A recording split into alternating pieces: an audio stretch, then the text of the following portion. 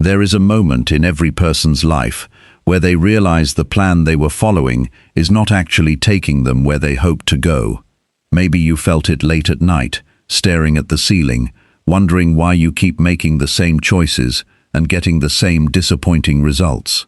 Maybe you felt it after a decision that seemed right in the moment but cost you months, even years of frustration afterward. That feeling is not weakness. It is a signal, a quiet nudge telling you that something needs to change, not in your circumstances, but in the way you think. This book is not about luck, and it is not about waiting for the perfect opportunity to arrive. It is about becoming the kind of person who thinks clearly before acting, who prepares for obstacles instead of being blindsided by them, who turns failure into wisdom instead of shame, and who builds a daily life designed to keep improving long after motivation fades. Every chapter ahead gives you something you can use immediately, real steps, honest truths, and a way of thinking that will change how you handle everything from small daily decisions to the biggest choices of your life. By the end, you will not just think differently. You will move through your days with a clarity and confidence you may not have felt in years. Stay with me, because the person you are about to become is worth every page. Chapter 1. Master your mindset before you master any strategy. Somewhere inside every person who has ever built something worth having, there was a moment where the mind changed before the results did. Nobody talks about that moment enough. Everyone wants to talk about the strategy, the plan, the 10-step system, the perfect morning routine. But none of that works if the mind underneath it is still weak, still reactive, still ruled by fear and impulse, and the opinions of people who will forget your name in 5 years. Before you can build anything that lasts, you have to build the one thing that holds everything else up, your mindset. Not as a slogan, not as something you write on a sticky note and forget by lunchtime, your mindset as a discipline, as a daily practice, as the foundation stone that every decision, every habit, every ounce of resilience gets poured onto. Think about the last time you made a decision out of panic. Maybe it was a job you quit too fast, or a relationship you held on to too long, or a fight you started because someone said something that stung. In that moment, were you thinking clearly, or were you reacting? There is a massive difference between a person who responds to life and a person who reacts to it. Reaction is fast, emotional, unfiltered. It feels powerful in the moment because it releases pressure, but it almost never leads anywhere good.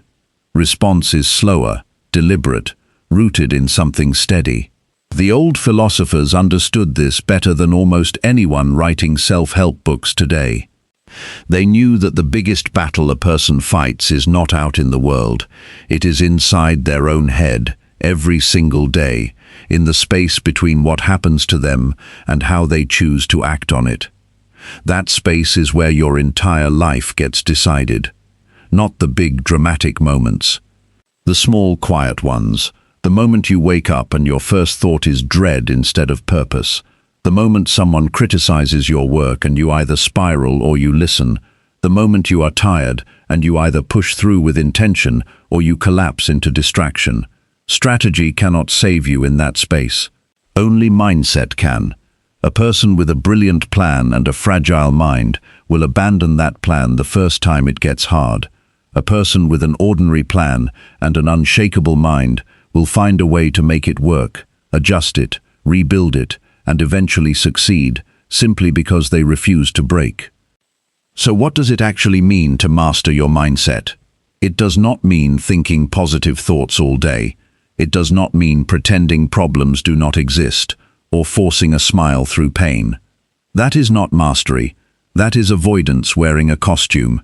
Real mastery is the ability to see reality clearly, without flinching, and still choose how you respond to it.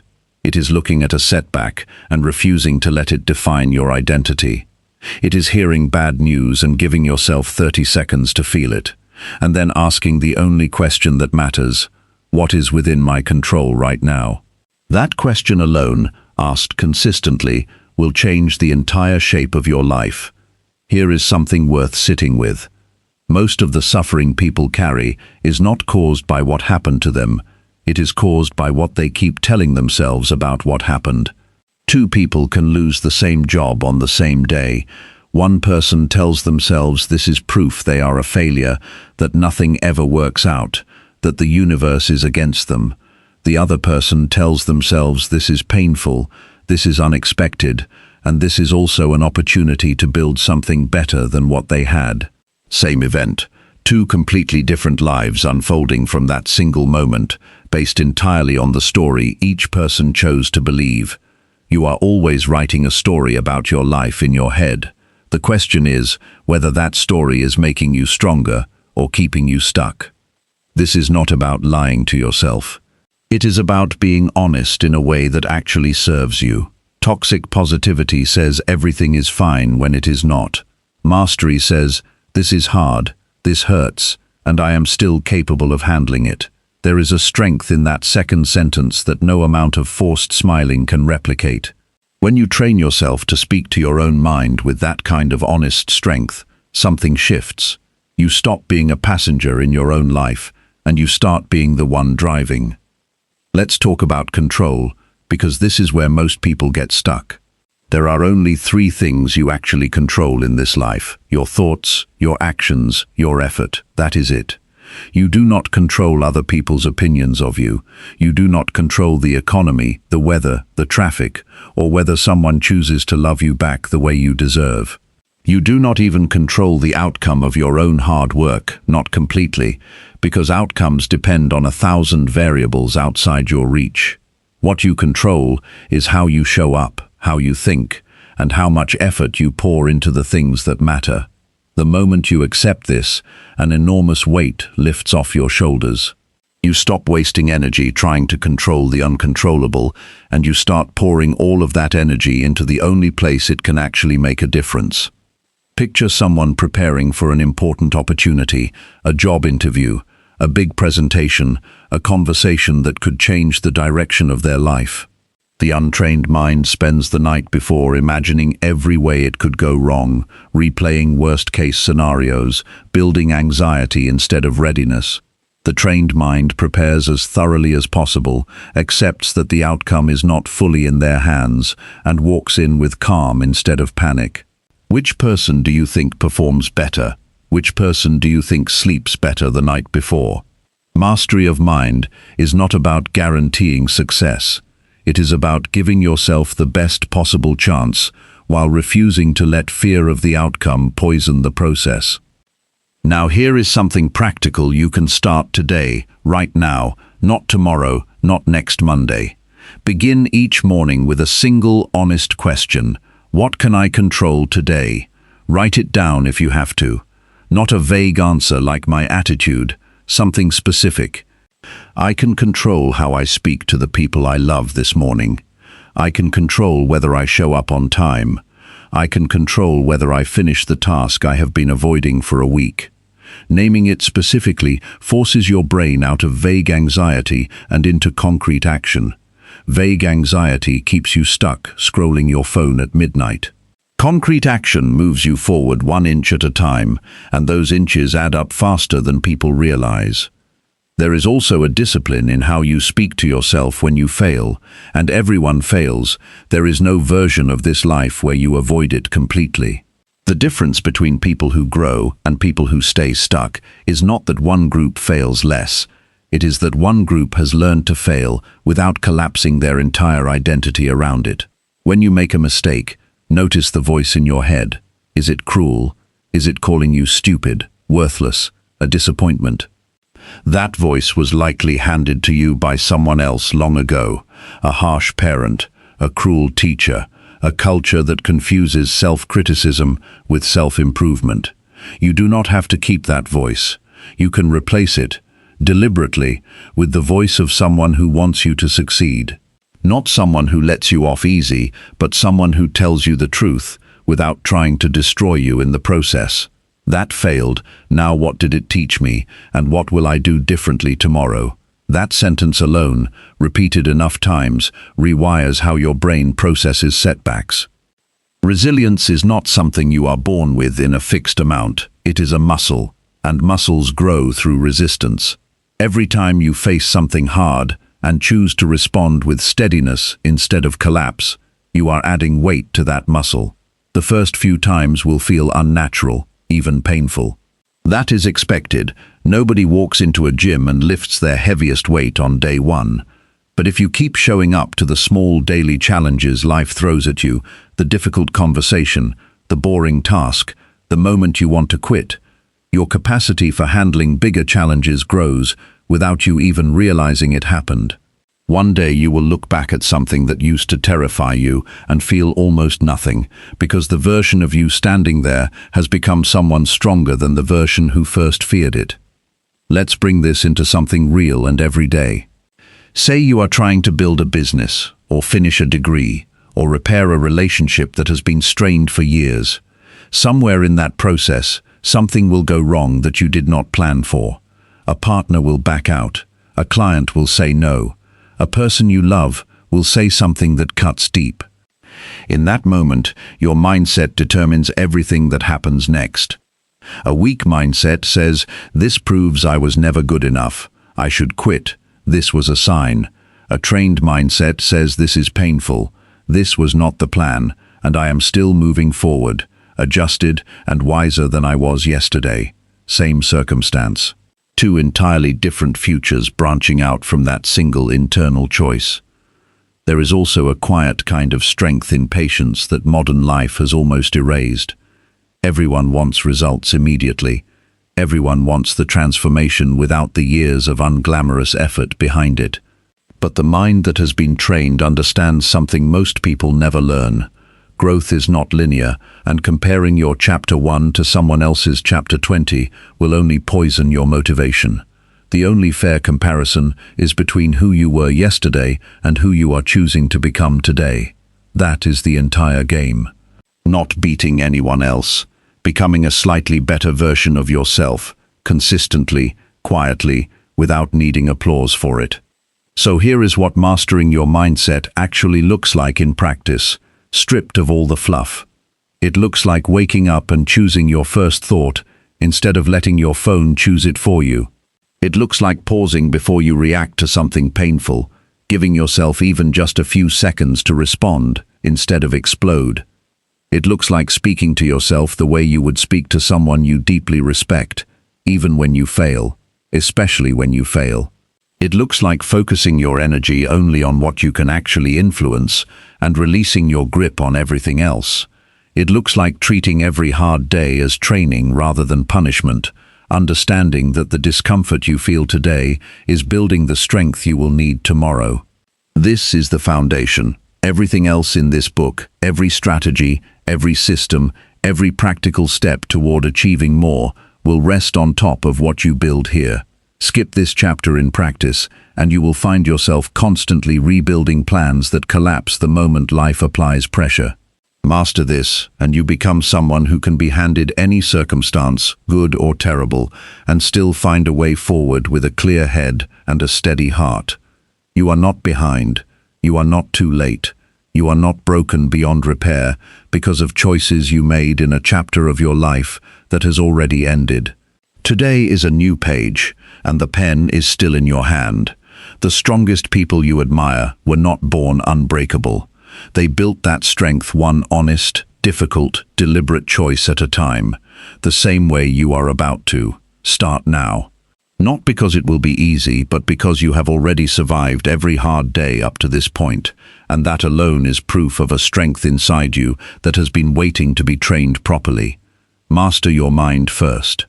Everything else you want to achieve is standing right behind that door, waiting for you to walk through it with a clear head and an unshakable spirit. Chapter 2. Sharpen your thinking to see what others miss. Most people walk through their entire lives looking at the same things everyone else looks at, and somehow never seeing what is actually there. They see a problem and call it bad luck. They see an opportunity and call it someone else's privilege. They see a pattern repeating in their own life, the same type of failed relationship, the same financial setback, the same argument with a different person wearing a different face, and they call it coincidence. But nothing about that is coincidence. That is a mind that has never been trained to look beneath the surface of things. Sharp thinking is not about being smarter than other people in some academic sense. It is about training your mind to notice what is actually happening instead of what you assume is happening, and that single skill will separate you from almost everyone around you. Here is the truth. Nobody tells you early enough in life. Most people are not thinking. They are reacting to habits of thought they built years ago and never questioned since. They inherited beliefs from their parents, their culture, their fears, and they carry those beliefs around as if they were facts, never once stopping to ask whether any of it is actually true. A sharp mind questions everything, especially the things it has believed the longest, not out of arrogance, but out of honesty. If you have never once challenged a belief you hold, you do not actually know if that belief is true. You just know it is familiar, and familiar is not the same thing as correct. Think about how differently two people can look at the exact same situation. A business fails, one person looks at it and sees the end of the road, proof that they were never cut out for this. Another person looks at the same failed business and sees information, specific and useful, about what did not work, who did not show up, where the timing was wrong, and what needs to change next time. The event is identical, the thinking is not, and the thinking is what determines whether that person tries again with more wisdom or gives up believing they learned the only lesson worth learning, which was to quit. Sharp thinkers understand that every failure is a data point, not a verdict. They extract the lesson and leave the shame behind, because shame teaches you nothing except how to avoid trying again. One of the most powerful habits you can build starting today is the habit of asking better questions. Most people ask shallow questions when something goes wrong. Why does this always happen to me? Why is life so unfair? Those questions feel natural, but they lead nowhere because they are built to justify feeling like a victim rather than solve anything. A sharper question sounds different. What decision led to this outcome? What did I ignore that I should have paid attention to? What would someone I respect do differently in this exact situation? These questions are uncomfortable because they place responsibility back in your hands, but that discomfort is exactly what creates growth. The quality of your life is often just the quality of the questions you have been asking yourself for years. Seeing what others miss also means slowing down long enough to actually observe before reacting. We live in a world addicted to speed, instant replies, instant opinions, instant judgments formed in the 3 seconds it takes to read a headline. But real insight rarely shows up at that speed.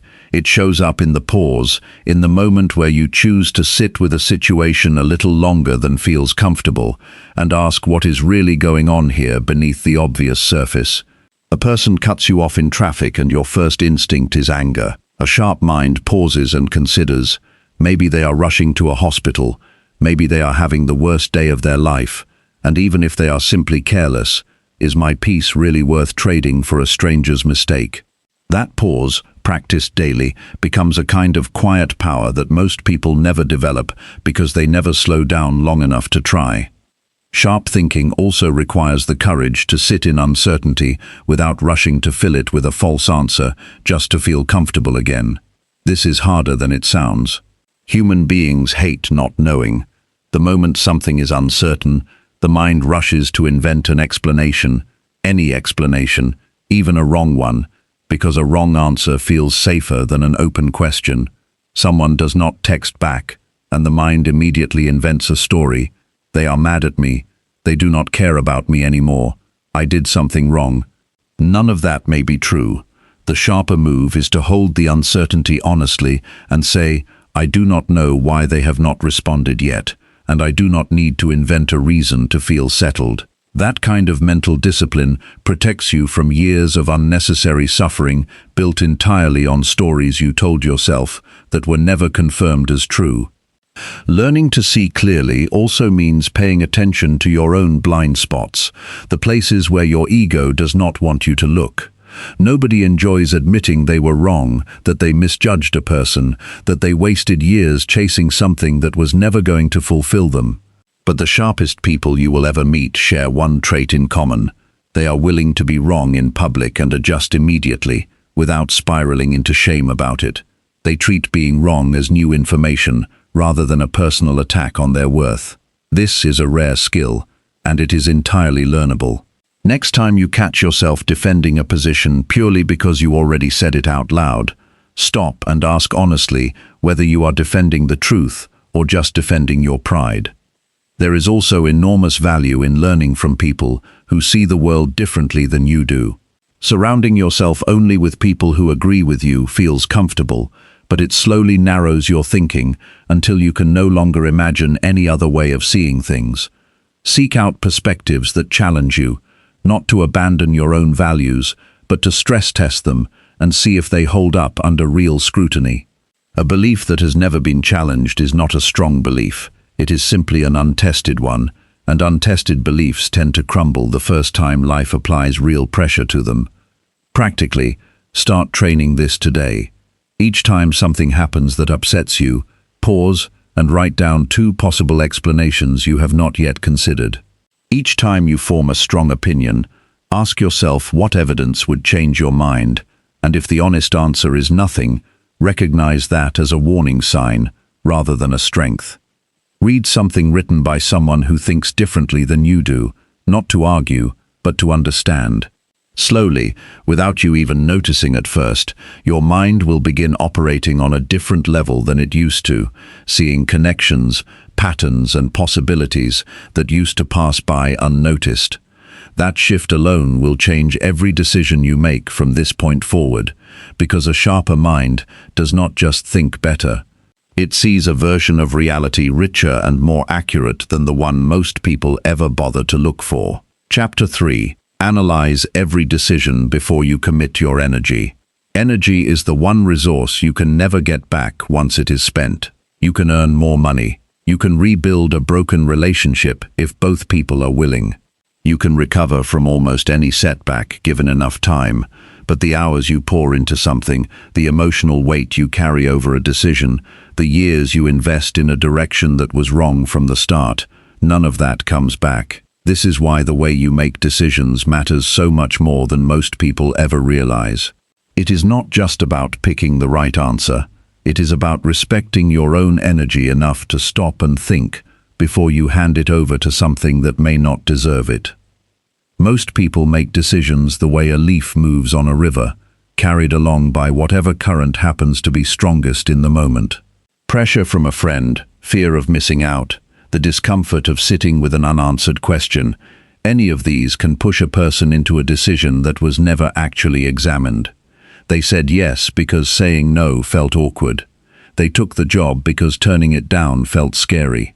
They stayed in the situation because leaving required a conversation they did not want to have. None of these are real decisions. These are surrenders disguised as choices, and the difference between the two will define the entire shape of your life. A real decision requires a pause, and that pause is where the actual power lives. Before you commit your time, your money, your emotional investment, or your reputation to anything, ask yourself a simple but demanding question. What is this actually going to cost me? And am I willing to pay that price, even if the outcome is not what I hope for? This question forces honesty. It strips away the fantasy version of the decision, the one where everything goes perfectly, and replaces it with the real version, where things might go wrong, where effort might not be rewarded immediately, where you might have to sacrifice comfort for a long stretch of time before seeing any return at all. If you are only willing to move forward when the fantasy version comes true, you are not ready to commit, because life rarely hands out the fantasy version without demanding something difficult in exchange first. There is a discipline in slowing down that modern life actively works against. Everything around you is built to make you decide fast, buy now, respond now, choose now, before the opportunity disappears. Urgency is often manufactured specifically to prevent you from thinking clearly, because a person who thinks clearly is harder to manipulate and slower to make mistakes. The next time something demands an immediate decision with intense pressure attached, treat that pressure itself as information. Ask why this needs to be decided right now, instead of after a night of genuine thought. Most of the time, the honest answer reveals that the urgency was invented, not real, and that alone can save you from decisions you would have regretted for years. Analyzing a decision does not mean overthinking every small choice in your day until you are paralyzed and unable to move at all. That is a different trap, just as damaging as recklessness. Deciding what to eat for lunch does not require the same depth of thought as deciding whether to leave a stable career for an uncertain opportunity. The skill here is proportion, matching the weight of your analysis to the actual weight of the decision itself. Small decisions deserve quick, confident choices, because the cost of being wrong is small and easily corrected. Big decisions, the ones that shape years of your life, deserve real time, honest reflection, and the discipline to resist rushing simply because waiting feels uncomfortable. One of the most useful habits you can build is learning to separate the decision from the emotions surrounding it. Emotions are valuable messengers, but they make terrible decision makers on their own. Fear will often tell you to avoid something that could actually be good for you, simply because it is unfamiliar. Excitement will often tell you to say yes to something that has not been properly examined, simply because it feels good in the moment. Neither fear nor excitement is lying to you, but neither one is giving you the full picture either. Before committing to anything significant, sit with the decision until the initial emotional wave has passed, and then ask yourself again whether it still makes sense with a clearer head. If it does, move forward with confidence. If the appeal fades once the emotion settles, you have just saved yourself from a mistake that would have cost far more than the time it took to wait. Consider how differently two people might approach the same opportunity, a chance to invest a large portion of their savings into a new venture someone they trust is offering. One person hears the pitch, feels the excitement of the moment, and commits immediately because the person offering it seems confident and the story sounds convincing.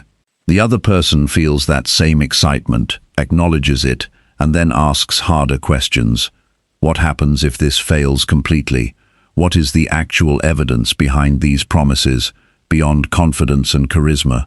What would I tell a friend if they described this exact situation to me? That second person is not being negative or fearful. They are respecting their own resources enough to make sure those resources are going somewhere worthy of them. Every decision you make is also a statement about what you value, whether you realize it or not.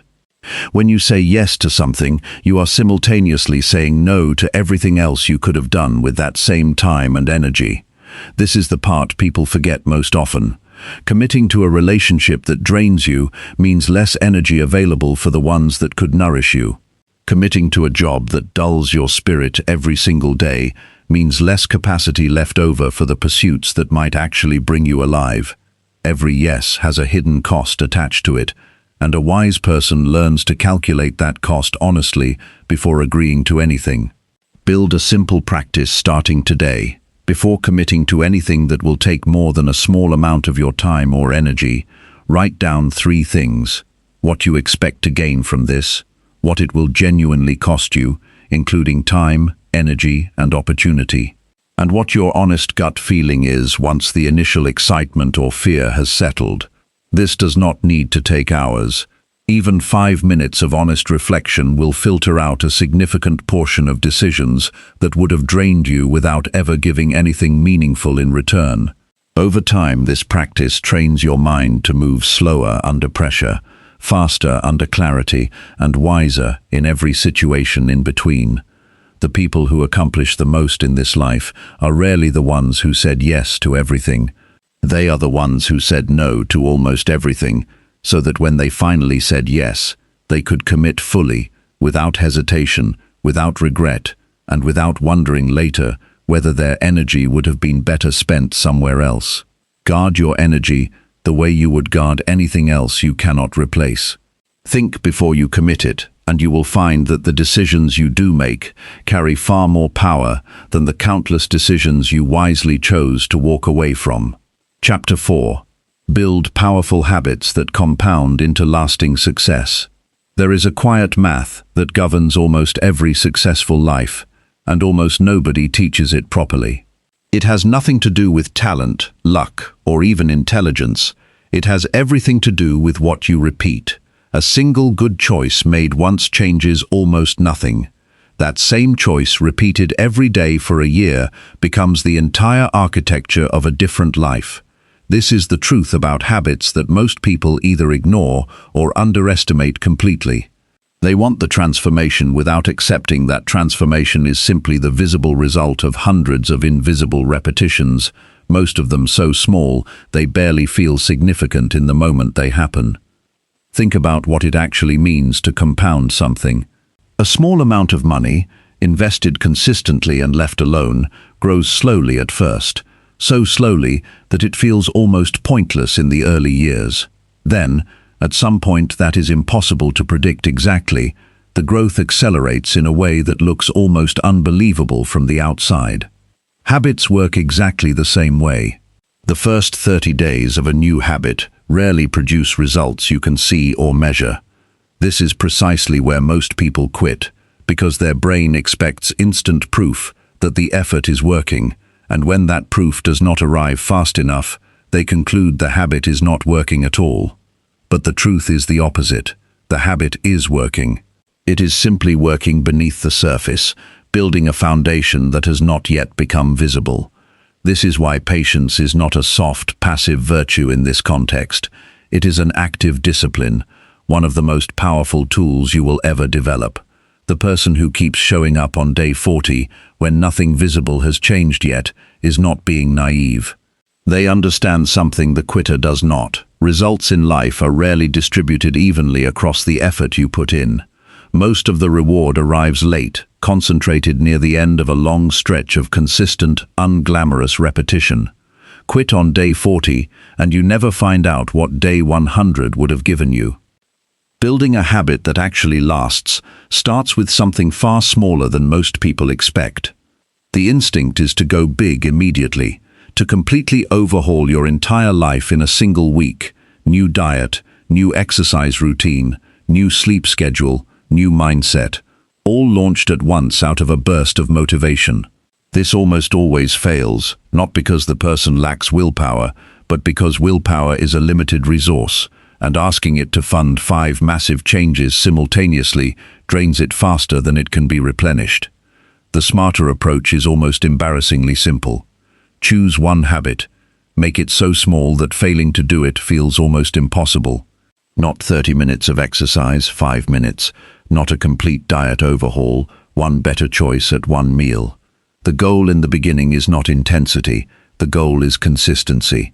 Because consistency is what teaches your identity that you are someone who follows through, and that identity shift is worth more than any single early result. This connects to something deeper than the habit itself. Every time you follow through on a small commitment to yourself, you are casting a vote for the type of person you believe yourself to be. Every time you break that commitment, you are casting a vote in the opposite direction. Neither vote determines the outcome permanently, but over months and years, the accumulated votes decide who you actually become. This is why the size of the habit matters less than the consistency of it. A 5-minute habit done daily for a year builds a stronger identity than a 2-hour habit, attempted once and abandoned after 3 days out of exhaustion. There is also a hidden trap in relying on motivation to carry a habit forward, because motivation is unreliable by nature. It rises and falls based on sleep, mood, stress, and 100 other factors outside your control. Systems succeed where motivation fails, because a system does not ask how you feel before it happens. It simply happens, built into the structure of your day so firmly that doing it requires less energy than skipping it. If you want to read more, do not rely on the desire to read. Place the book somewhere you will see it the moment you sit down, and remove the phone from that same space. If you want to exercise in the morning, lay out the clothes the night before, so the version of you standing there at 6 in the morning has one less decision standing between intention and action.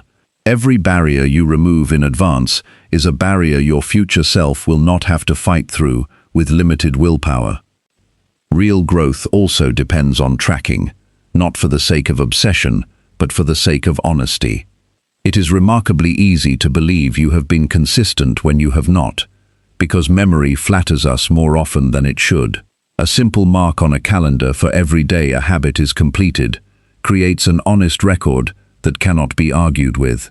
There is something deeply motivating about watching a chain of marks grow longer, and something equally motivating about refusing to be the one who breaks that chain.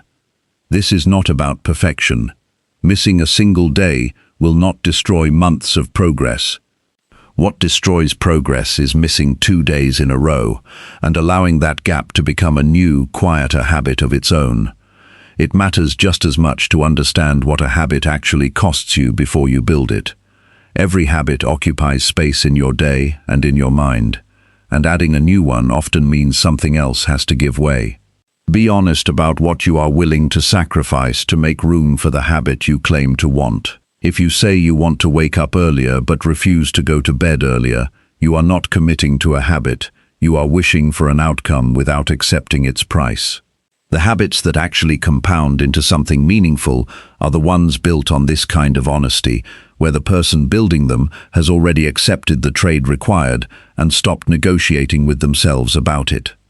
There will be days the habit feels pointless, days where the effort seems disconnected from any visible reward, days where quitting would be easier than continuing. These days are not signs that the habit has failed. They are the exact price of admission for the results that come later, the ones invisible to you right now precisely because they have not accumulated enough yet to be seen. Every person who has ever built something lasting walked through these exact days and chose to continue anyway, not because they felt like it, but because they understood that feelings are unreliable narrators when it comes to long-term growth. Start today with one habit, small enough to feel almost too easy, tied to a specific time and place so it has no room to be forgotten or negotiated away. Track it honestly, protect it fiercely, especially on the days you do not feel like it, because those days are where the real strength gets built. Trust that the results are compounding quietly beneath the surface, even during the long stretch of time when nothing visible seems to be happening. That stretch is not empty. It is where the entire future you are working toward is being assembled, one small repeated choice at a time, until one day you look back and realize the distance you have traveled without ever noticing the exact moment it happened. Chapter 5. Anticipate obstacles before they ever slow you down. Every person who has ever set out to build something worthwhile has, at some point, been blindsided by a problem they never saw coming. It shows up uninvited, at the worst possible time, and it feels personal even when it is not. But here is something worth understanding early. The people who succeed at the highest level are rarely the ones who avoided obstacles entirely. Nobody avoids them entirely.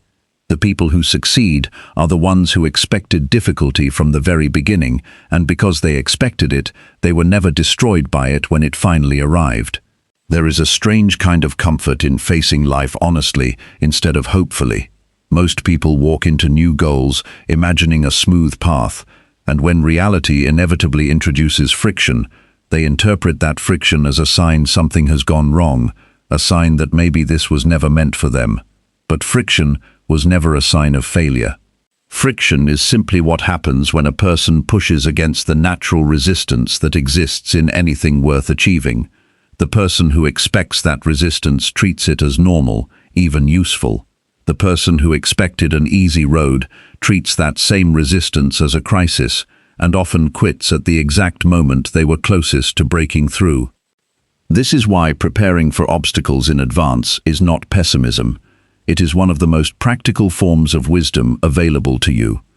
Ask yourself honestly, before you begin any significant goal, what is most likely to go wrong here? Not to scare yourself out of trying, but to walk in with your eyes open instead of closed. If you are starting a business, ask what happens if the first version fails to attract customers. If you are pursuing a relationship, ask what happens during the inevitable disagreements that every relationship eventually faces. If you are building a new habit, ask what happens on the day you feel too exhausted to continue. These are not negative thoughts. These are rehearsals, and rehearsal is what separates a person who panics under pressure from a person who has already walked through the difficulty in their mind and knows exactly how they intend to respond. There is an old practice, quiet and often overlooked, of deliberately imagining the worst outcome of a situation before it happens, not to dwell in fear, but to strip that fear of its power. Most anxiety comes from vague, unexamined dread, a feeling that something terrible might happen without ever naming exactly what that terrible thing is. The moment you name it specifically and ask yourself honestly whether you could survive it, something remarkable happens. The fear shrinks. If the worst outcome of starting a new venture is losing the money you invested and having to start over, sit with that honestly. Could you survive that? Almost always the answer is yes, even though it would be painful. Once you know you could survive the worst outcome, the fear of that outcome loses much of its grip over your decisions. Anticipating obstacles also means paying attention to patterns from your own history instead of pretending every situation is completely new. If you have noticed that you tend to lose motivation around the 3-week mark of any new commitment, that is valuable information. Do not wait for it to happen again and be surprised. Plan for it. Build in extra support, extra accountability, or a smaller version of the habit specifically for that window of time when your own history tells you resistance is likely to peak. If you know that criticism tends to shake your confidence more than it should, prepare your response to criticism before it arrives, instead of being caught off guard and reacting from wounded pride in the moment. Self-knowledge, applied honestly, becomes one of the most powerful planning tools you will ever have. There is also enormous value in learning from the obstacles other people have already faced on a similar path. You do not have to discover every lesson through your own painful trial and error. Someone before you has likely already hit the wall you are about to hit, and if you take the time to learn from their experience, you can walk in prepared instead of surprised. It means gathering intelligence before you move, the way a wise traveler studies the terrain before a difficult journey, instead of walking in blind and hoping for the best. Obstacles come in different forms, and it helps to recognize which kind you are actually facing, because the response required is different for each. Some obstacles are external, circumstances outside your control, a market shift, an unexpected expense, another person's decision that affects your plans. These require adaptability, the willingness to adjust your approach without abandoning your underlying goal. Other obstacles are internal: fear, self-doubt, the temptation to quit when things get difficult. These require a different kind of preparation, one built on the discipline you have already been strengthening, the ability to observe your own resistance without being controlled by it. Confusing these two types of obstacles causes people to waste energy trying to control things outside their reach, while neglecting the internal work that was actually within their power the entire time. One of the most practical habits you can build is what might be called a contingency mindset, the simple practice of asking, if this specific part of my plan fails, what will I do instead? This is not about planning for every conceivable disaster, which would be exhausting and impossible. It is about identifying the 2 or 3 most likely points of failure in whatever you are pursuing, and having at least a rough idea of how you would respond if they occurred. A person who has thought through what they will do if their first attempt does not work rarely experiences that failure as the end of the road. They experience it as the moment they expected, the one they already have a next step prepared for. There is also something to be said for building margin into your plans, extra time, extra resources, extra patience, beyond what you think you will actually need. Most people plan as if everything will go exactly according to schedule, and then feel devastated when reality, as it almost always does, takes longer and demands more than expected. Building in margin is not a lack of confidence. It is respect for reality, an acknowledgement that difficulty is a normal part of any worthwhile pursuit, rather than an exception to be surprised by every single time it appears. None of this preparation guarantees a life free of hardship, because no amount of anticipation can eliminate every obstacle before it arrives. Some difficulties will always be impossible to predict, appearing suddenly from directions you never considered. But the person who has trained themselves to expect resistance, to rehearse their response to setbacks, to learn from the paths of those who came before them, faces those unpredictable moments from a position of strength rather than shock. They do not waste precious time asking why this is happening to them. They move immediately into what they will do about it, because they have already spent time building the internal readiness that turns unexpected difficulty into simply another problem to be solved, rather than a crisis capable of derailing everything they have worked to build. Chapter 6. Strengthen your resilience through daily small challenges. No one becomes resilient by reading about resilience. It is not a personality trait some people are born with and others are not. It is built the same way a body builds physical strength, through repeated exposure to resistance, small amounts at first, applied consistently, until what used to feel impossible becomes simply another part of your normal capacity. The mistake most people make is waiting for a massive crisis to test their strength, assuming resilience only matters in the dramatic moments of life. But by the time the massive crisis arrives, it is far too late to start building the muscle you needed all along.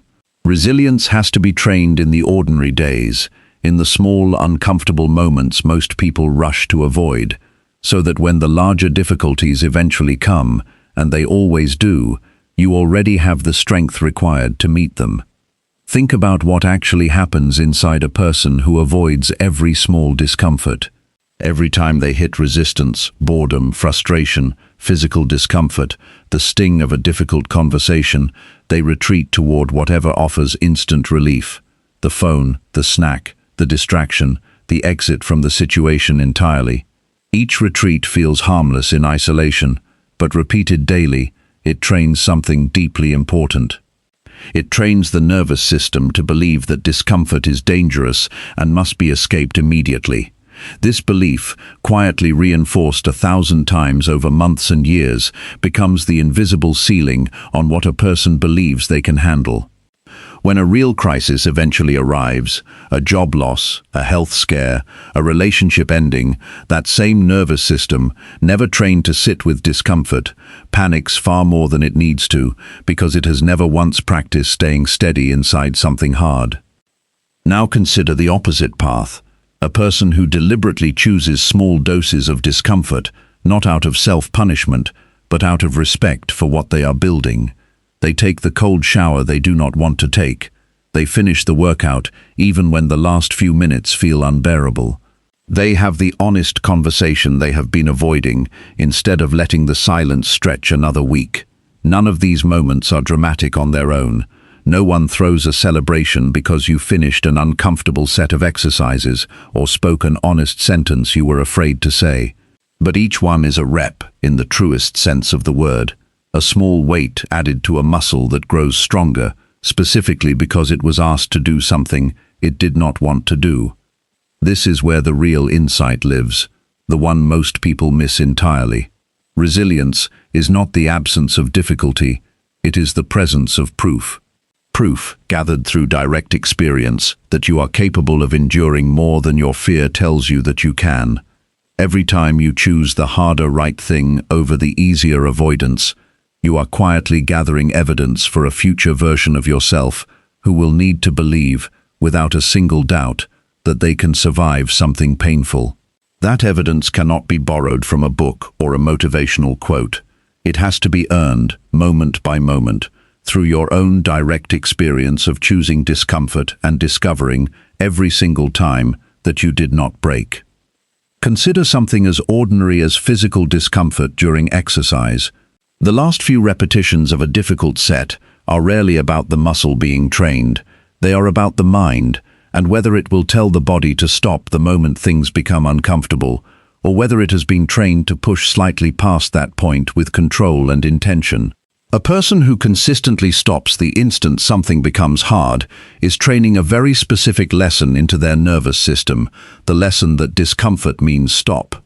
A person who consistently pushes a little further, safely and intelligently, is training an entirely different lesson, the lesson that discomfort is simply information, not a command that must be obeyed immediately. That second lesson transfers into every other area of life, far beyond the gym, into difficult conversations, difficult projects, difficult seasons that demand more endurance than comfort ever prepared you for. There is also enormous value in choosing to sit with emotional discomfort instead of immediately numbing it. When something painful happens, a rejection, a disappointment, a wave of sadness that arrives without warning, the instinct is often to distract immediately, to reach for anything that makes the feeling stop. But feelings that are never allowed to be felt do not actually disappear. They simply go underground, resurfacing later in ways that are harder to recognize and harder to manage. Practicing the discipline of sitting with an uncomfortable emotion for even 5 honest minutes, without judging it, without rushing to fix it, without distracting it away, builds a different kind of strength, the kind that allows a person to face genuinely difficult seasons of life without being overwhelmed by them. Small daily challenges do not need to be extreme to be effective. In fact, extreme approaches often backfire, because they are unsustainable and tend to produce burnout rather than growth. The goal is not to suffer unnecessarily. The goal is to choose, on ordinary days, small moments of voluntary difficulty that keep your capacity for endurance sharp. Wake up 10 minutes earlier than you would prefer. Have the direct conversation instead of the passive one. Sit through boredom without immediately reaching for your phone. Finish a task you were tempted to abandon halfway through. None of these require heroic effort. What they require is consistency, repeated often enough that your baseline tolerance for discomfort slowly expands without you having to think about it consciously anymore. It also matters how you speak to yourself in these small moments of difficulty, because the internal narrative either builds resilience or quietly erodes it. A person who faces a hard moment and immediately tells themselves, "This is too much, I cannot handle this," is reinforcing fragility with every repetition of that thought. A person who faces the same hard moment and tells themselves, "This is difficult, and I am still here, still standing, still moving forward," is reinforcing strength with equally repeated consistency. The situation itself is often identical.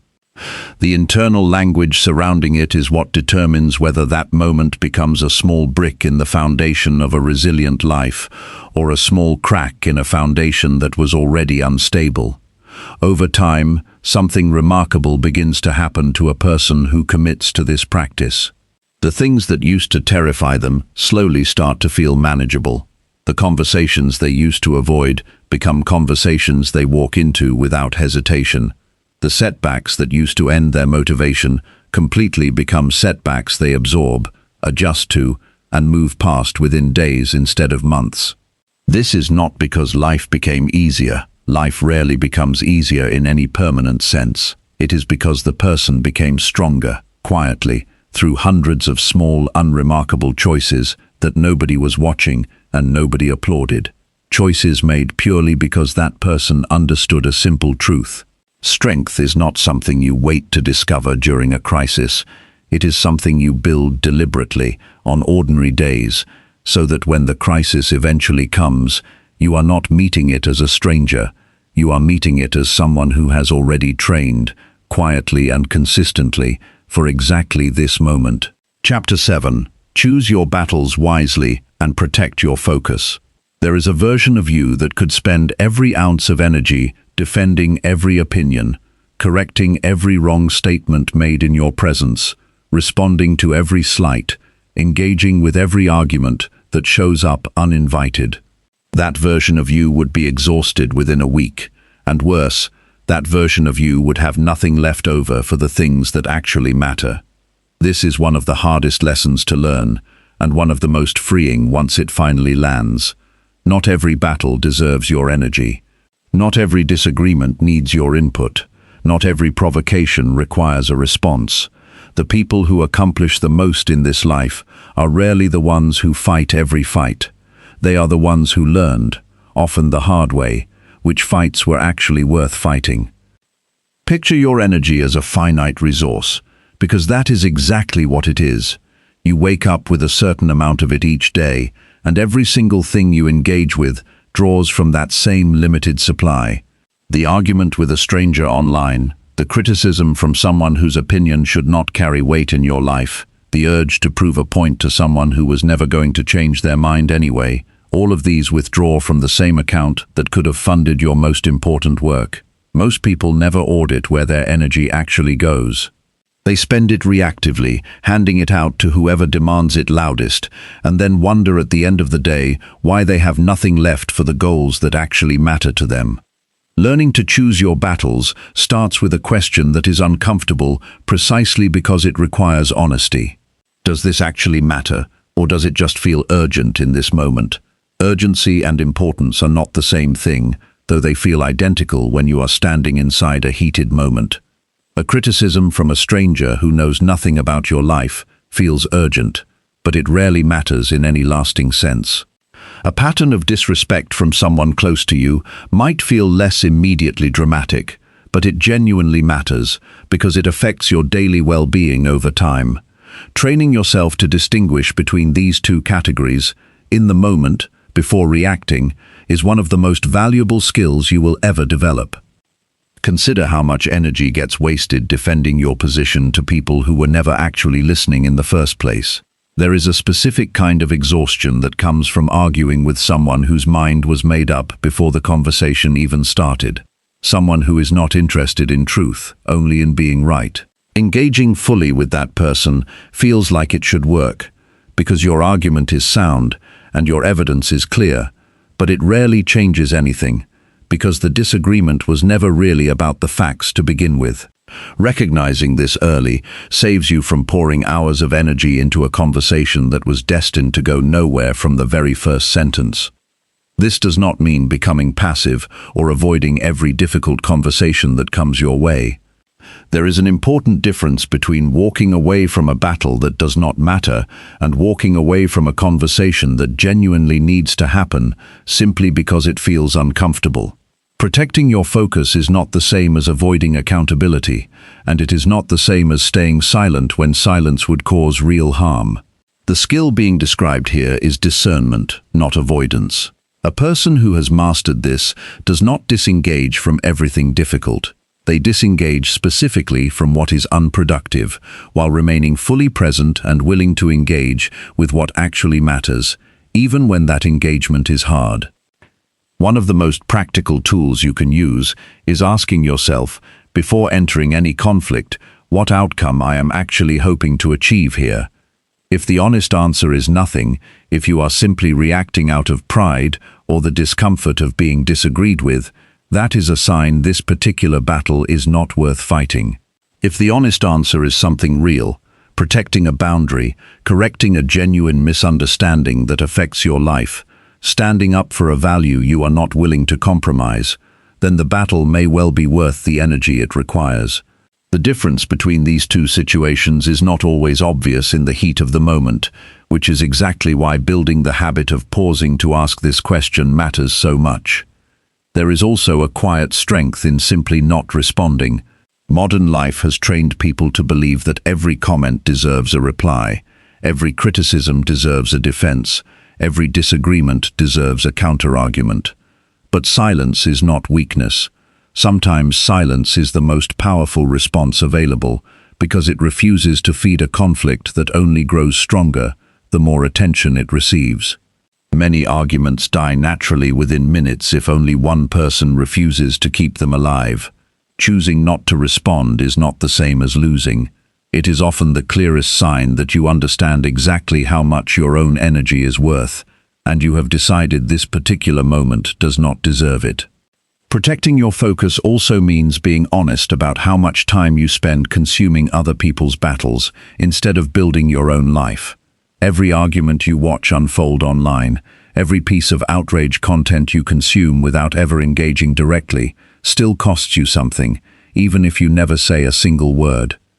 Attention is a form of energy too, and every minute spent absorbed in a conflict that has nothing to do with your actual life is a minute stolen from the goals you claim matter most to you.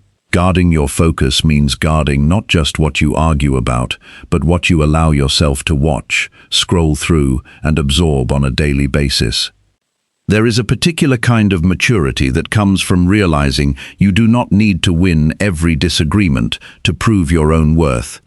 Younger, less experienced versions of most people feel a desperate need to be right in every conversation, to have the last word, to ensure the other person acknowledges their point before the conversation ends. This need fades with real growth, replaced by something far more peaceful, the understanding that your worth was never actually dependent on winning arguments with strangers or family members who were never going to change their view, regardless of how compelling your point happened to be. Practically, start noticing this pattern in your own life over the next several days. Pay attention to how often you feel the urge to correct, defend, or argue, and before acting on that urge, pause and ask whether this particular battle deserves the energy you are about to give it. Some will protect those fiercely because they matter, most will not, and letting those pass without engagement will free up a surprising amount of energy you did not realize you were losing. Over time, this single discipline, choosing your battles with intention instead of reacting to every provocation that crosses your path, becomes one of the quietest but most powerful tools you have for protecting the focus your most important goals have been waiting for the entire time. Chapter 8. Turn failure into fuel for smarter future choices.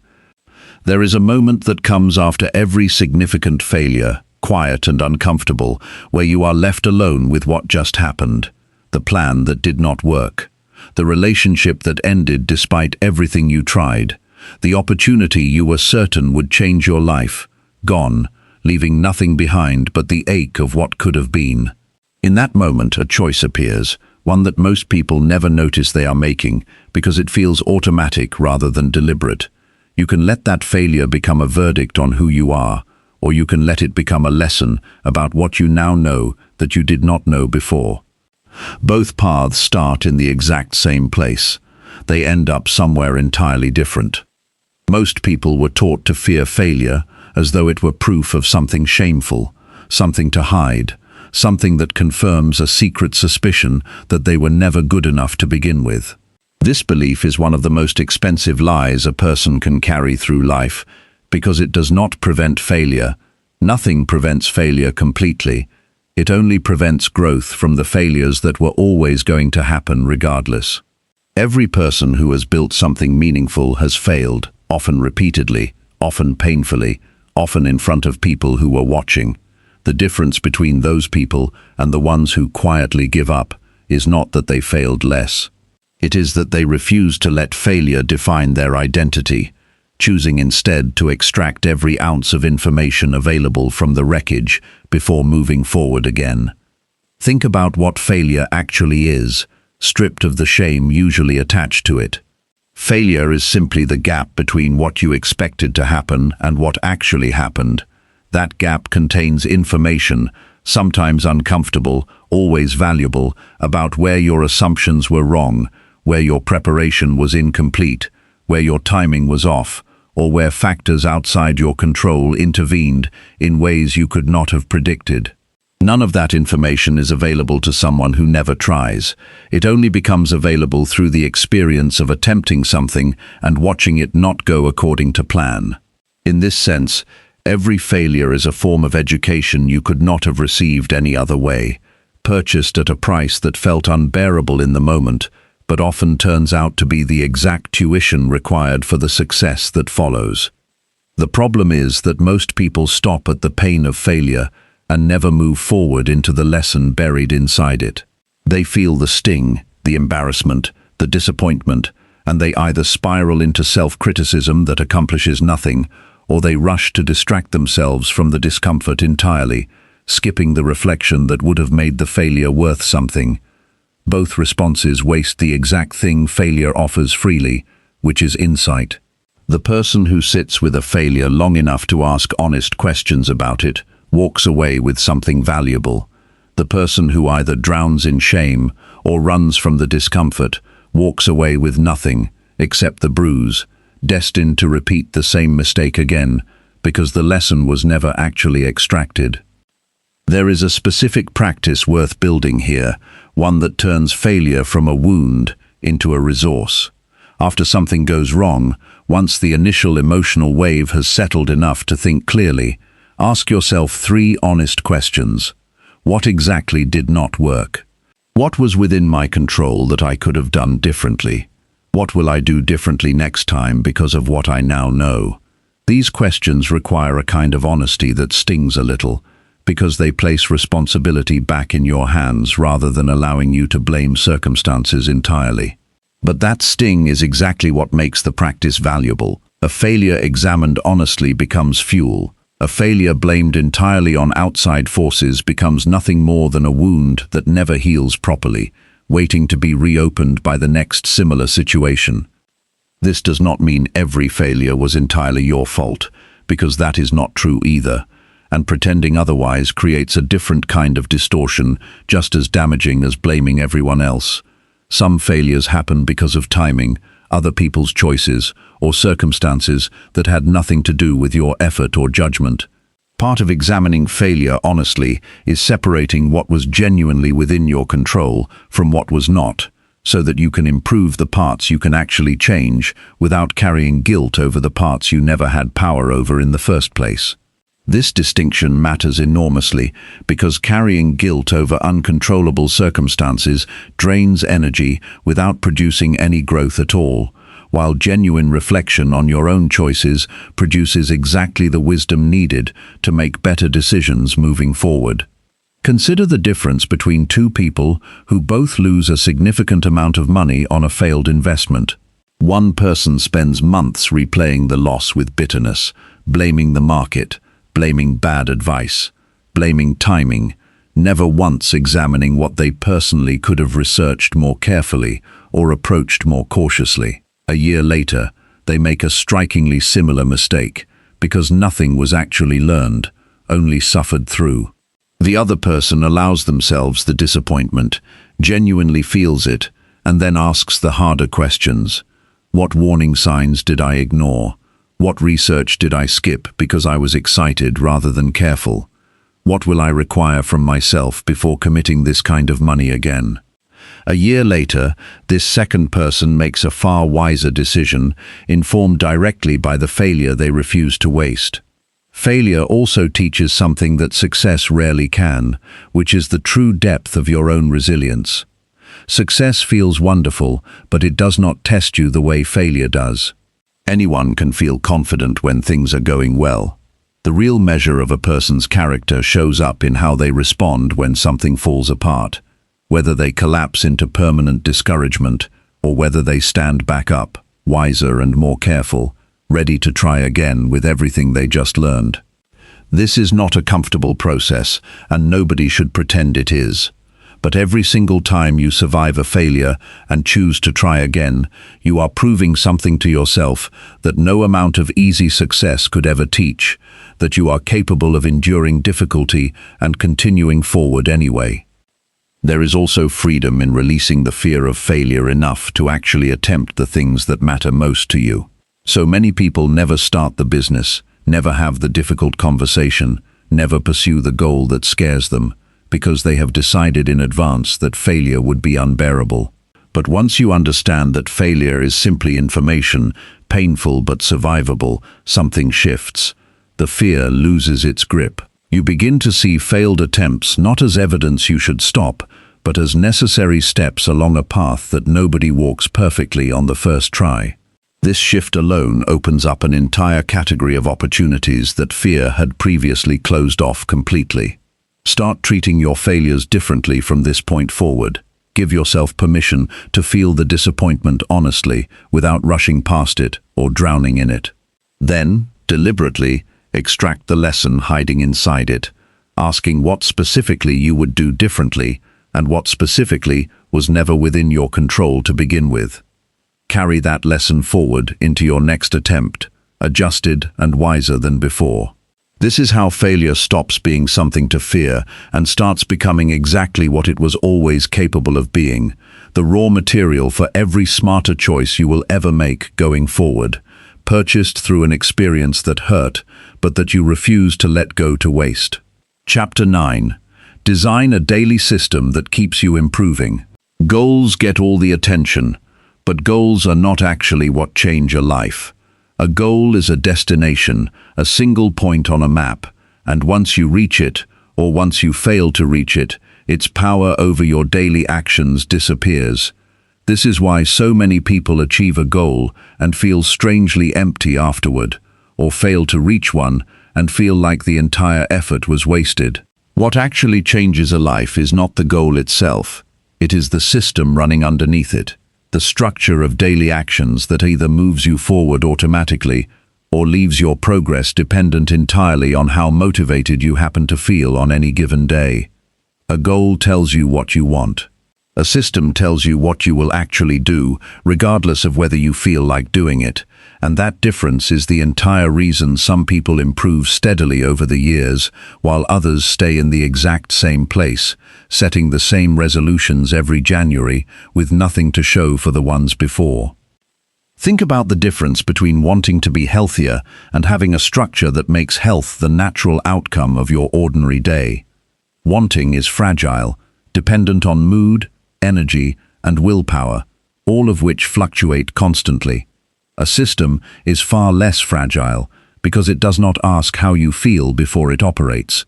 If your system includes preparing meals in advance, keeping workout clothes visible and ready, and protecting a specific block of time each day for movement, that system will produce results even on days when your motivation is nowhere to be found. This is the quiet power of design over willpower. Willpower is a resource that depletes throughout the day. Design is a structure that keeps working even after your willpower has run out. Building a daily system that actually keeps you improving starts with understanding your own patterns honestly, rather than designing a system based on who you wish you were.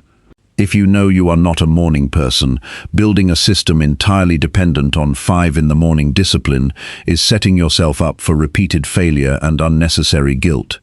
If you know your energy peaks in the evening, design your most demanding tasks around that natural rhythm instead of fighting against it. A system built around your actual patterns will sustain itself. A system built around an idealized version of yourself that does not match reality will collapse within weeks, leaving you to blame your discipline when the real problem was the design itself. One of the most important elements of a lasting system is reducing the number of decisions required to follow it.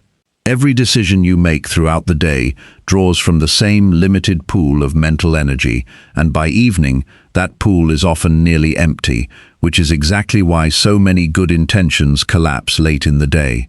A well-designed system removes decisions rather than adding them.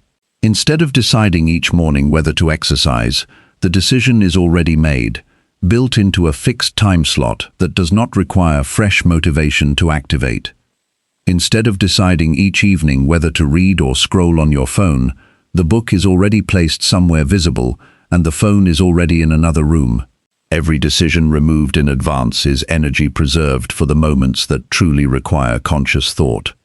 A daily system also needs a rhythm, a predictable order that your mind and body can settle into without having to reinvent the plan every single day.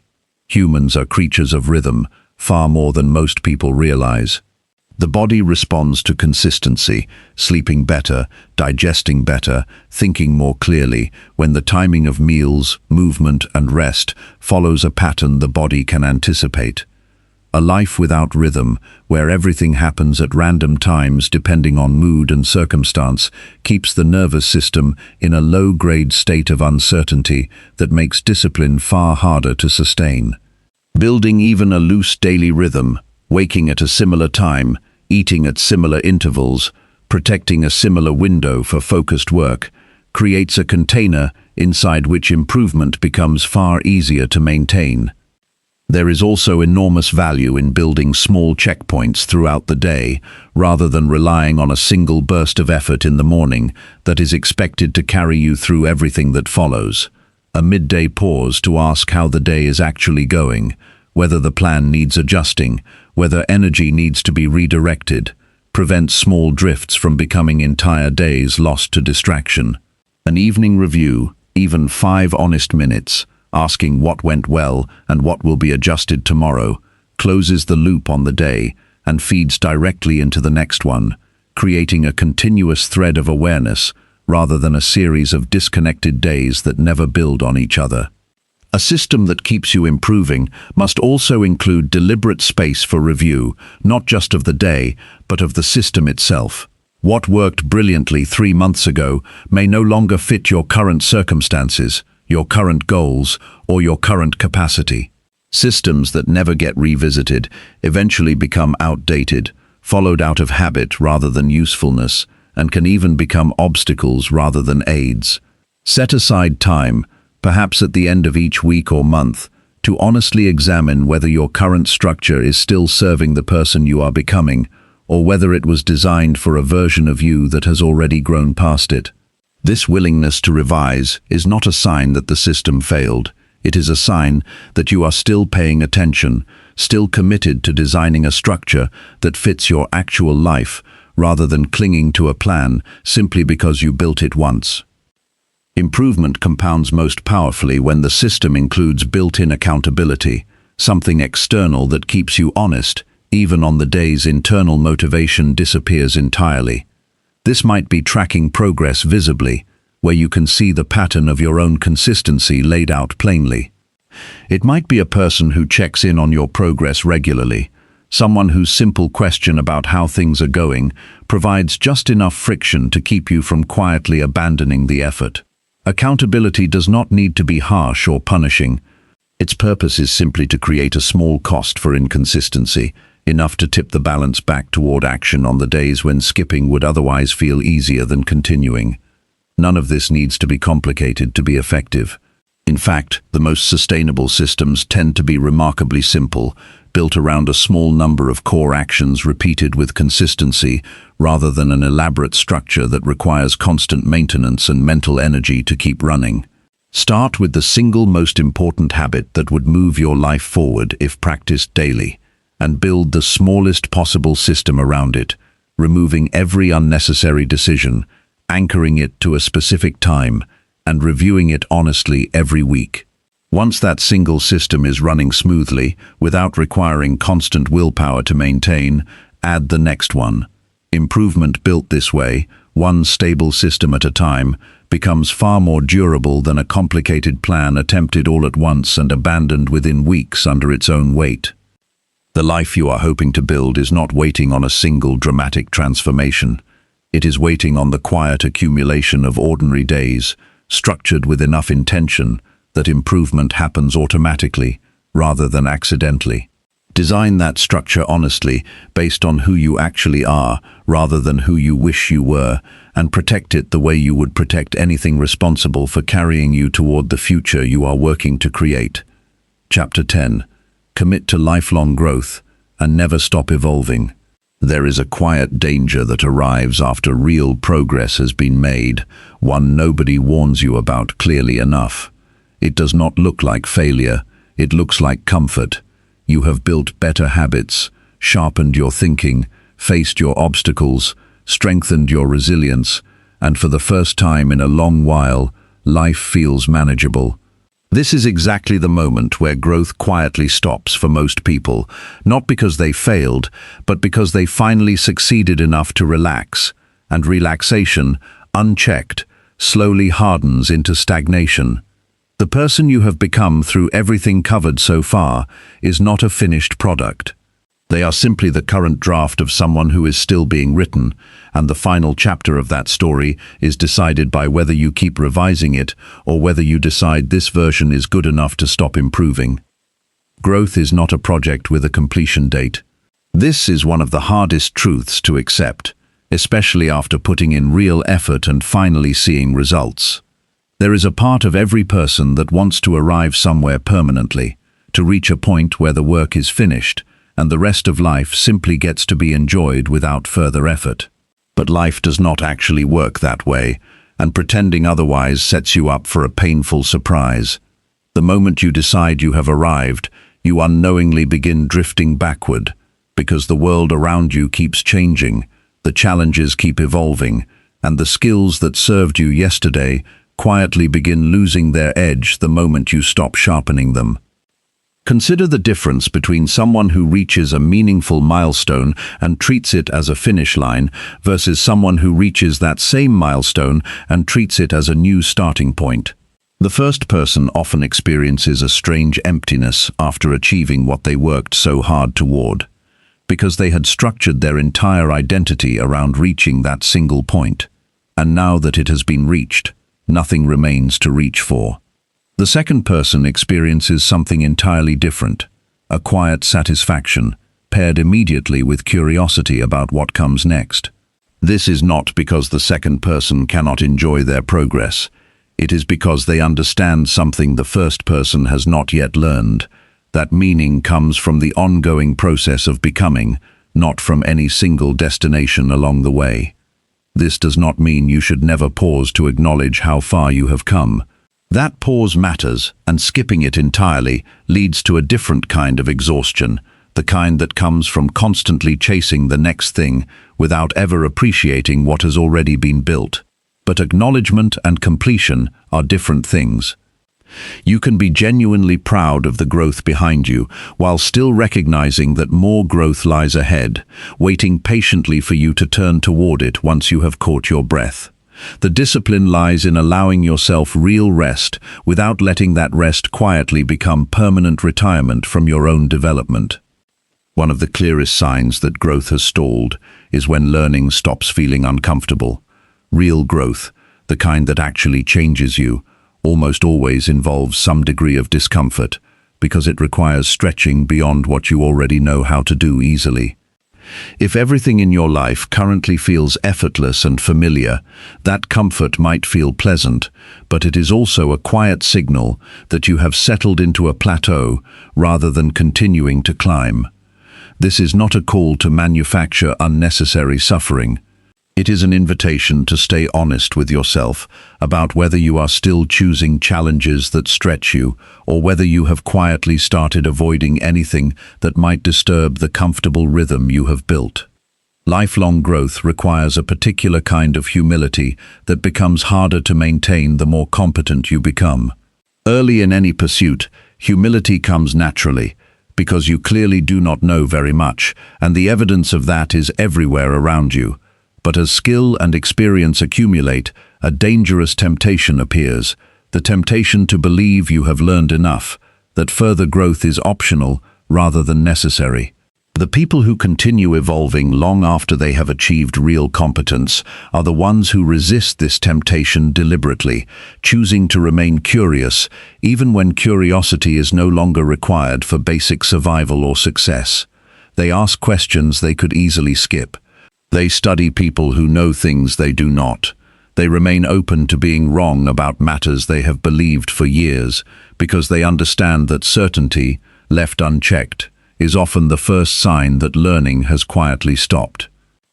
There is also a specific kind of courage required to keep evolving, because evolving often means letting go of an identity that once served you well but no longer fits who you are becoming. The habits that helped you survive a difficult season may not be the habits that help you thrive in the next one. The version of yourself that was cautious and guarded after being hurt may need to soften eventually, once safety has been genuinely rebuilt. Holding on to an old identity simply because it is familiar, even after it has stopped serving you, is one of the quietest ways growth gets interrupted. Real evolution sometimes asks you to release a part of yourself you once needed, trusting that what replaces it will serve the person you are now becoming even better than the old version ever did. Practically, lifelong growth is sustained by small, ongoing commitments rather than dramatic reinventions. Continue asking, even years into a pursuit, what you do not yet know about it. Continue seeking feedback, even after you have grown skilled enough that feedback is no longer strictly necessary for basic competence. Continue setting goals that feel slightly beyond your current reach, because those goals are what keep the muscle of growth active rather than allowing it to quietly atrophy under the weight of comfortable routine. None of this requires constant intensity. It requires consistency, the same quiet discipline that built every other principle covered throughout this journey, now applied indefinitely rather than treated as something you eventually graduate from. There will be seasons where growth feels slow, even invisible, much like it did in the earliest days of building any new habit. This is not a sign that something has gone wrong. It is simply the nature of a long life lived with intention, full of quiet seasons that eventually give way to visible breakthroughs, followed by more quiet seasons that build the foundation for the breakthroughs still waiting further down the road. The people who sustain growth across an entire lifetime are not the ones who experience constant dramatic transformation. They are the ones who remain faithful to the process, even during the quiet stretches, trusting that the effort is accumulating beneath the surface, even when nothing visible confirms it yet. You did not pick up this book because you wanted a temporary fix, a short burst of motivation that fades within a few weeks. You picked it up because some part of you recognizes that the life you are capable of living is still ahead of you, not behind you, no matter how much progress you have already made. That recognition is not something you outgrow once you become disciplined, resilient, and wise. It is something you carry with you permanently, a quiet reminder that the work is never truly finished, and that this is not a burden but a gift, because it means there is always more waiting for you to become. Commit to that ongoing becoming, not as a task with an end date, but as a way of living itself, and you will find that the growth you have built through every principle in this book was never actually the destination. It was simply the beginning of a life spent continually, faithfully, becoming more than you were yesterday.